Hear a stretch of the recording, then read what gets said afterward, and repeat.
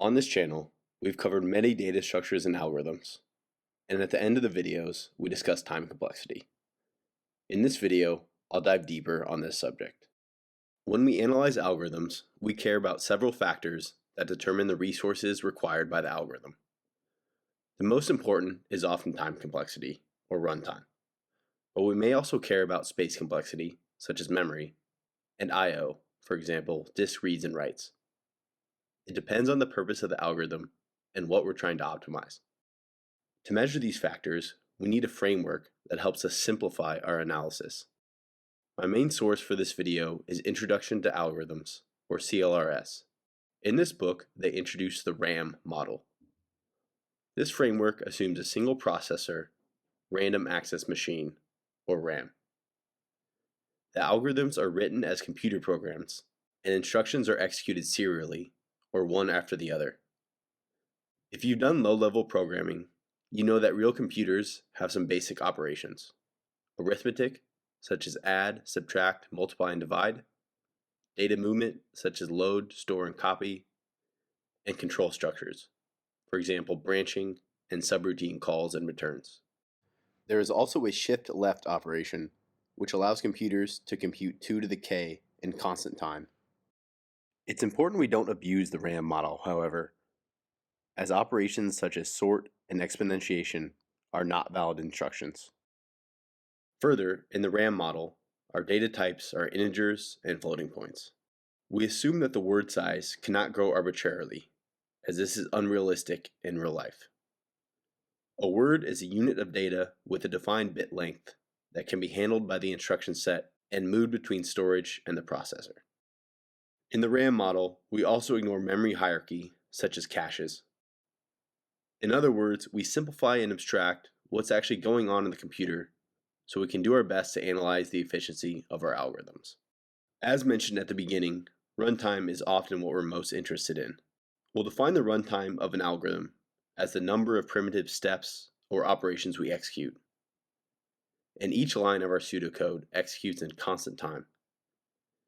This is a simplification, but it allows us to assume that the ith line executes in ci time, where c is a constant. If there are any subroutines, calling the subroutine takes constant time, but actually executing the subroutine may not be in constant time. Another observation we can make is that computational time generally grows with the size of the input. If it's a sorting algorithm, the input size will be the number of items in the array we're sorting. If it's a graph algorithm, it could be the number of vertices or edges in the graph. Let's take a look at an example. This is Python code for insertion sort, modeled after the pseudocode in Introduction to Algorithms. I'm not going to walk line by line through this, as I have a separate video on insertion sort, but know that the code sorts an unordered array. In our RAM model, each line has a constant cost. We also take note of how many times the line will be executed. Note that n is the length of the array. To find the runtime of the algorithm, we multiply cost by times for each row and do a summation of the products. As you can see, it's a little messy.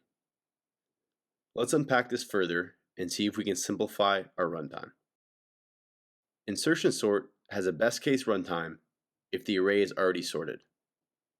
If this is true, the while loop won't execute and we can simplify our runtime formula.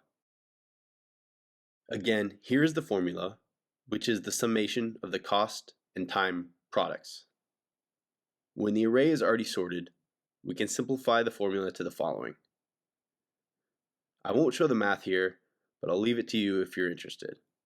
This can be further reduced to a times n plus b, where a and b depend on the constants in the cost column, and thus the running time is linear in terms of the input size n. We said that this is the best case. What about the worst case? This happens when the array is reverse sorted. Bringing back our original formula for runtime, if the array is reverse sorted, our formula turns into this, because we know the while loop will execute. Again, I'll skip the math here, but this can be simplified to a times n squared plus b times n plus c. Thus, the running time is quadratic in terms of input size n. When we discuss runtime, there is best case, average case, and worst case scenarios. When analyzing algorithms, we usually care about the worst case because this gives us an upper bound. One final point is that we are most concerned about the rate or order of growth. Let's bring back our worst case runtime for insertion sort. We know that for large values of n, both b times n and c are insignificant. We also know that for large values of n, the leading coefficient a is also insignificant. This simplification allows us to see what the algorithm does as n gets larger. In other words, n squared dominates the runtime. For now, we define the worst case runtime as theta of n squared. In the next video, I'll explain what theta means, as well as big O and omega notation. But for now, know that the assumptions and simplifications we've made allow us to say that the worst case runtime of insertion sort is theta of n squared. Thank you for watching. I hope this video helps you on your computer science journey.